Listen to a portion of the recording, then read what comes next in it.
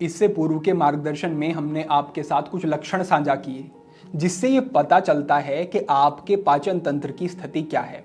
हमने ये भी आग्रह किया कि अगर इन लक्षणों में से कोई लक्षण आपके शरीर पर प्रकट हो रहे हैं तो कमेंट के माध्यम से साझा करें। जब हमने कमेंट्स को देखा तो हमने पाया कि अधिकतर कमेंट यही थे कि इनमें से अनेक लक्षण प्रकट हो रहे हैं और उसके कारण अनेक पाचन की समस्याएं भी हो रही हैं। आज हम उन्हीं सब पाचन की समस्याओं के विषय में बात करेंगे। आज हम समझेंगे कि नाभि के ऊपर अगर आपको भारीपन अनुभव होता है खाना खाने के बाद तो इसका क्या कारण है, क्या समाधान है। अगर ब्लोटिंग की समस्या है, पेट फूला फूला रहता है, गैस बहुत बनती है, डकार बहुत आती है, कैसे इससे बाहर आना है। अगर आपके मल में आपको म्यूकस दिखाई देता है, इसका क्या कारण है, क्या समाधान है। भूख नहीं लगती है या फिर पेट बार बार साफ होता है, इन सभी समस्याओं के विषय में आज हम बात कर रहे हैं। इनके कारण, निवारण और औषधियों के विषय में हम समझेंगे।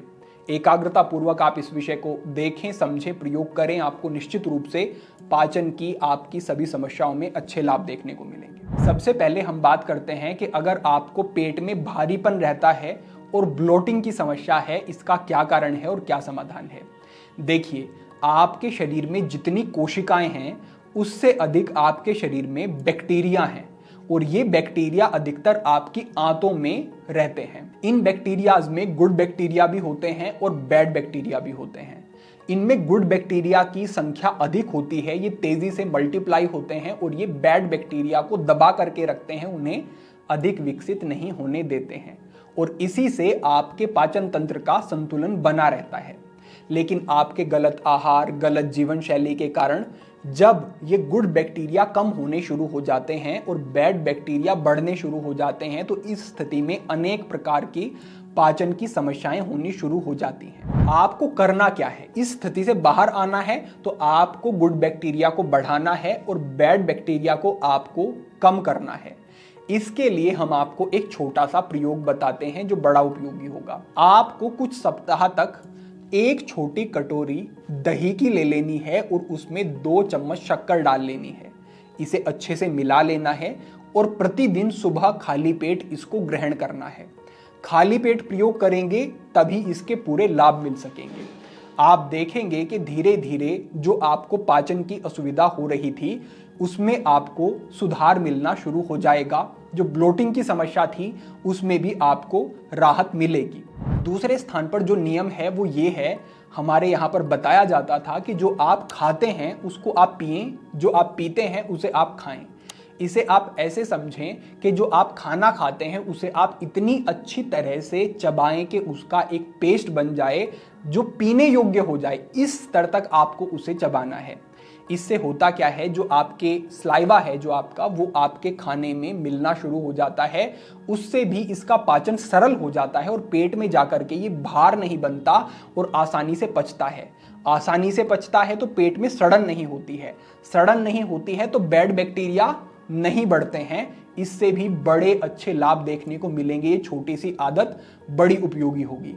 साथ में ये भी आप ध्यान रख लें कि कोई तरल आप पी रहे हैं, पानी आप पी रहे हैं तो उसे मुंह के अंदर लेकर के थोड़ा सा संचालन करें, थोड़ा सा उसे चलाएं। इससे आपके स्लाइवरी ग्लैंड एक्टिव हो जाएंगे और स्लाइवा उस पानी में मिल जाएगा। ये जो स्लाइवा है ये आपके पाचन को दुरुस्त करता है, तो इससे भी आपको आपकी समस्या में बड़े अच्छे फायदे मिलेंगे।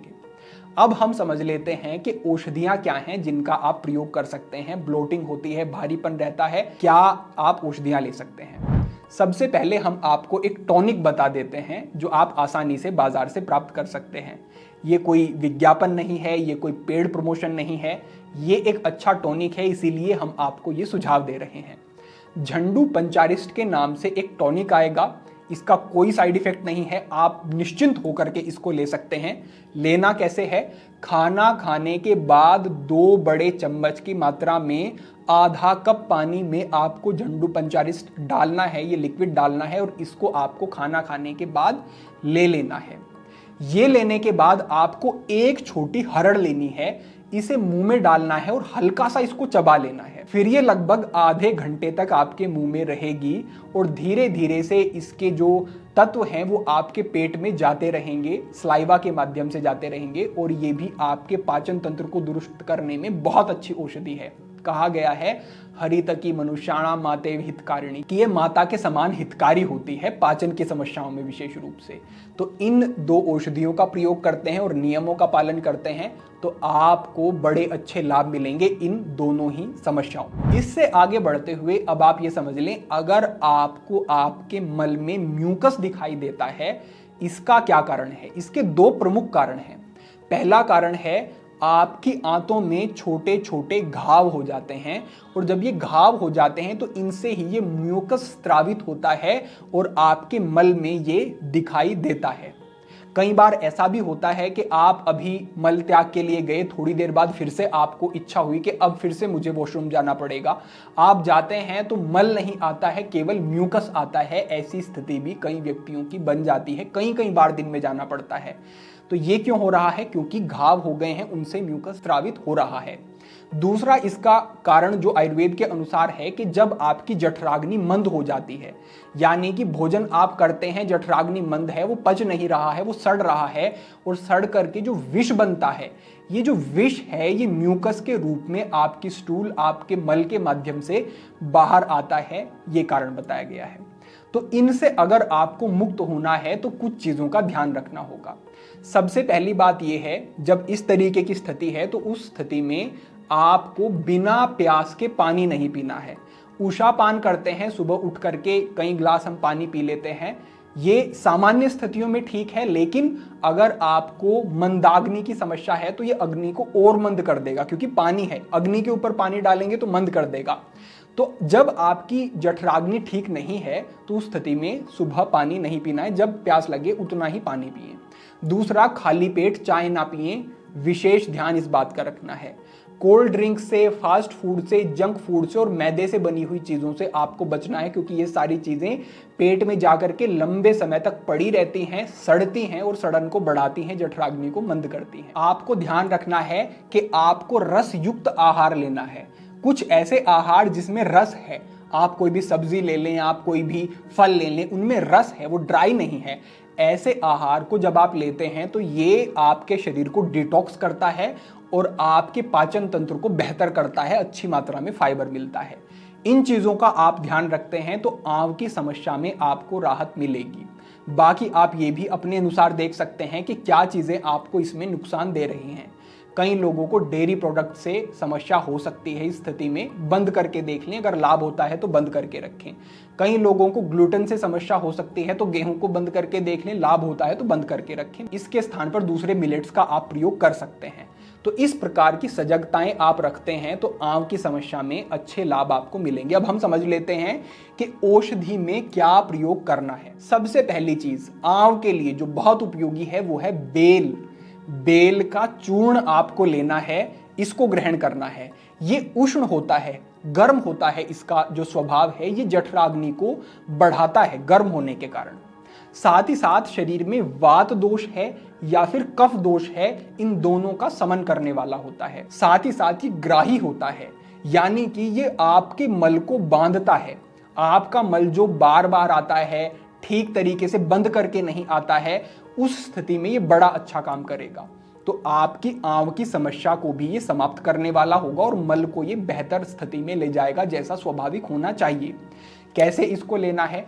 आपको सुबह 1 गिलास लस्सी ले लेनी है, छाछ ले लेनी है और 1 चम्मच आपको ये बेल का चूर्ण फाँक लेना है। ऊपर से आप लस्सी पी लेंगे, ये आपको प्रतिदिन सुबह खाली पेट ग्रहण करना है। इससे जो हमने कहा आपके गुड बैक्टीरिया भी बढ़ते हैं, दही से, छाछ से। और जो ये बेल का चूर्ण आपने लिया, ये कई तरीके से आपके पाचन को दुरुस्त करने वाला होता है। तो आंव की समस्या में इससे बहुत अच्छे आपको लाभ मिलेंगे। तो ये बेल का चूर्ण आपने सुबह ले लिया। अब आपको खाना खाने से आधा घंटा पहले त्रिकटु चूर्ण लेना है। इसमें 3 औषधियां होती हैं, सौंठ, काली मिर्च और पीपली। इन तीनों को आप ला करके और समान मात्रा में लेकर के कूट पीस करके भी त्रिकटु चूर्ण बना सकते हैं, या फिर आप इसे ऑनलाइन मंगा सकते हैं, बाजार से आसानी से आपको ये मिल जाएगा। तो बाजार से लेकर के भी आप इसका प्रयोग कर सकते हैं। खाना खाने से आधा घंटा पहले चौथाई चम्मच की मात्रा में आप इसको लें, इससे भी आपको आंव की समस्या में अच्छे लाभ देखने को मिलेंगे। अब हम आगे बढ़ते हैं और अपनी अगली समस्या को समझ लेते हैं, जो है भूख ना लगना। देखिए, अगर आपको भूख नहीं लगती है तो आप खाएंगे कैसे? खाएंगे नहीं तो शरीर पुष्ट कैसे होगा और आप कमजोर होते चले जाएंगे। अब जो हमने आपको पहले स्थान पर प्रयोग बताए हैं, जो हमने कहा कि दही का प्रयोग करना है और भोजन को किस प्रकार से ग्रहण करना है, उन नियमों का जब आप पालन करते हैं तो आपको भूख भी लगने लगेगी, बढ़ने लगेगी। लेकिन इसमें हम एक छोटा सा प्रयोग आपको और बता देते हैं। आपको खाना खाने से लगभग आधा घंटा पहले 3 छोटे अदरक के टुकड़े ले लेने हैं और इन अदरक के टुकड़ों के ऊपर आपको सेंधा नमक का छिड़काव कर लेना है और इनको चबा लेना है। इससे भी आपकी भूख बढ़ेगी और आपको अच्छे लाभ देखने को मिलेंगे। जो हमने पहले बताया, झंडू पंचारिष्ट जो टॉनिक है, ये भी आप ले सकते हैं। इससे भी आपका पाचन दुरुस्त होगा, इम्यूनिटी बेहतर होगी और कई प्रकार के लाभ मिलेंगे। तो इस तरीके से आप ये प्रयोग करेंगे तो आपकी भूख बढ़नी शुरू हो जाएगी, आपको अच्छे लाभ मिलेंगे। तो अब हम अंत में बात कर लेते हैं एक ऐसी समस्या के विषय में जो कि बड़ी सामान्य हो गई है, और ये है कॉन्स्टिपेशन की समस्या। अगर आप कॉन्स्टिपेशन से परेशान हैं तो आपके लिए हमारा सुझाव है कि आप योग अभ्यास और कुछ क्रियाओं के माध्यम से इस कॉन्स्टिपेशन का समाधान कर सकते हैं। अब कई प्रकार के आप लैक्सेटिव चूर्ण भी ले सकते हैं, कई प्रकार की औषधियां हमने भी बताई हैं जिनका आप प्रयोग करते हैं तो रात्रि में लेंगे, सुबह निश्चित रूप से पेट साफ होगा। लेकिन वो चीजें आप कुछ समय के लिए प्रयोग कर सकते हैं, लंबे टाइम तक उनका प्रयोग करने का सुझाव बिल्कुल नहीं है। बेहतर क्या है कि आप अपनी आंतों का जो मूवमेंट है उसको सुधार लें। स्वाभाविक जो मल निष्कासन की प्रक्रिया है वो बेहतर हो जाएगी, तो ये सर्वोत्तम है। और इसके लिए योग अभ्यास जो हैं वो हम इंड स्क्रीन पे साझा करवा देंगे और डिस्क्रिप्शन में साझा करवा देंगे। वो योग अभ्यास, वो क्रियाएं आप करते हैं तो ये आपके लिए बहुत उपयोगी होगा। तो ये सब चीज़ें आप समझें, इनका पालन करें, इन औषधियों को लें तो निश्चित रूप से आपको बड़े अच्छे फायदे मिलेंगे। आज के लिए आपके लिए हमारा यही मार्गदर्शन था। भविष्य में अन्य महत्वपूर्ण विषयों पर मार्गदर्शन होता रहेगा। सभी के लिए प्रार्थना, सभी के लिए मंगल कामना। आज के लिए इतना ही। ओम नमः शिवाय।